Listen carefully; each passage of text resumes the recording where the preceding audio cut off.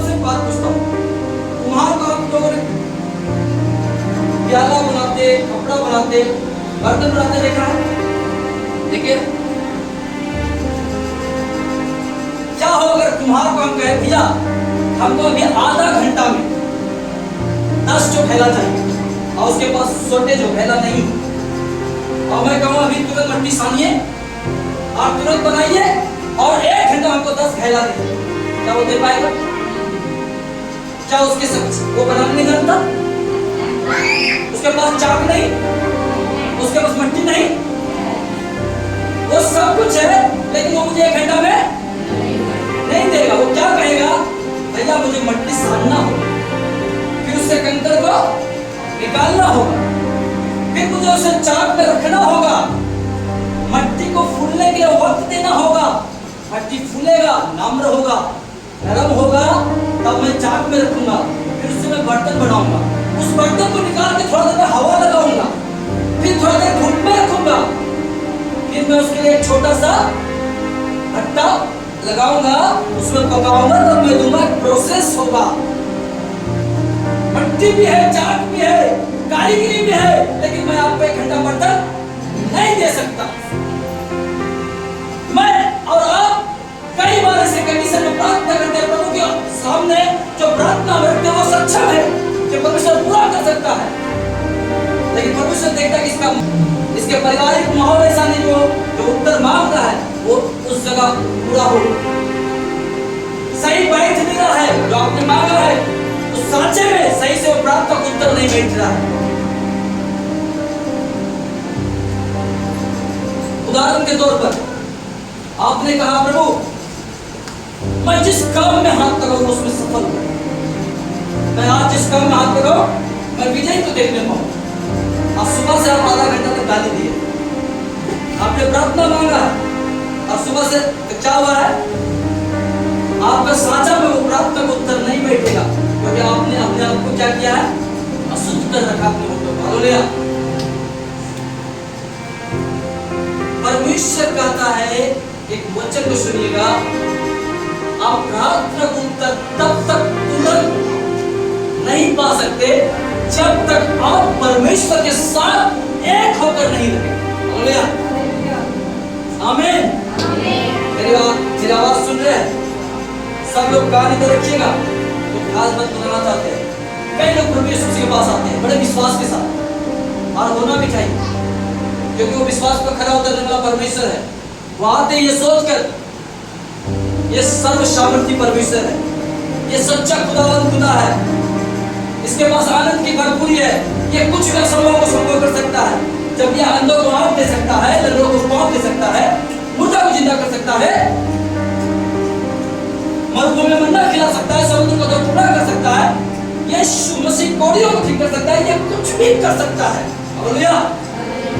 अब ये सही बात, वो आपके जीवन में कुछ भी कर सकता है, पर क्या जब हम आते हैं यीशु मसीह के पास, उस कंडीशन के पूरा नहीं करते? हालेलुया। उस मांग को पूरा नहीं करते जो यीशु मसीह का हमारे जीवन से है। हालेलुया। एक वचन को मेरे साथ पढ़िएगा, मैं आपको कुछ दिखाना चाहता हूं। आप क्या मांग है मैं उसको आपको दिखाना चाहता हूं। यूहन्ना 15 अध्याय, यूहन्ना की पुस्तक 15 अध्याय, उसका वचन 4 को पढ़ेंगे। लिखता है, तुम मुझ में बने रहो। क्या लिखा है?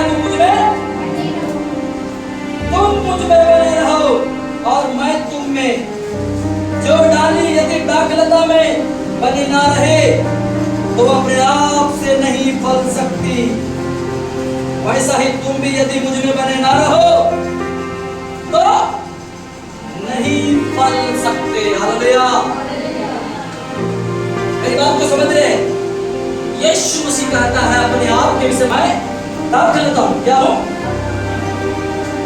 मैं दाखलता हूं और तुम डाली हो। यदि तुम अपने मुझ में बने ना रहो तो अपने आप से फल नहीं सकते। मेरी बात को सुनिएगा, आप किसी भी पेड़ को देखे होंगे, आप लोग के घर के आसपास सोजना का पेड़ होगा, सोजना का पेड़ है ना, कई घर में सोजना का पेड़ होता है, उसको और क्या बोलता है ना, तो सोजना का पेड़ में खासियत होता है अगर उसको आप कटिंग नहीं करेंगे हर साल उसमें उतना फल आएगा, आएगा बोलिए हालेलुया। हम लोग कटिंग करते हैं, हालेलुया बोलिए, जो करते हैं ज्यादा फल है। पेड़ भी गुस्सा करता होगा ना, मन मन पेड़ बोलता होगा कि मालिक हम तो अच्छे स्वस्थ हूँ, तंदुरुस्त हूँ, पत्ता भी है और हरा भरा भी है, काट क्यों रहे हो, काट क्यों रहे हो, हालेलुया। दर्द होता हो, लेकिन उसको क्या पता हम उसकी भलाई को उत्पन्न करते हैं, उसकी भलाई को अगर हम उसे काटेंगे नहीं उस डाल में फल नहीं आएगा ज्यादा और ना ही वो अधिक फलेगा, लेकिन हम उसकी भलाई को उत्पन्न करते हैं, उसे हम काटते हैं, उसे छांटते हैं, उसे दर्द होता होगा मानते हैं और उसमें अधिक फल आता है। इसी तरह हमारे जीवन में यीशु मसीह एक बात को कहता है कि यदि तुम उसमें बने रहो और मेरा वचन तुम में बना रहे तो जो चाहे मांगो और वह तुम्हारे लिए हो जाएगा। हालेलुया, जो चाहो मांगो तुम्हारे लिए।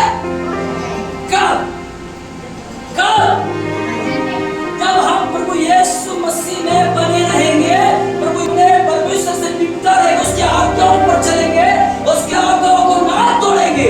हालेलुया।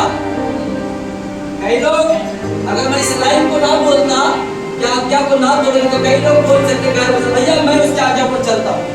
भैया आप जितना चलते हैं उससे ज्यादा तोड़ते हैं, उससे ज्यादा तो आप वचन पर चलने के लिए कोशिश करते हैं फिर वचन तोड़ते हैं, बहुत सारा वचन तोड़ते हैं, जिसके कारण कई बार आपकी प्रार्थना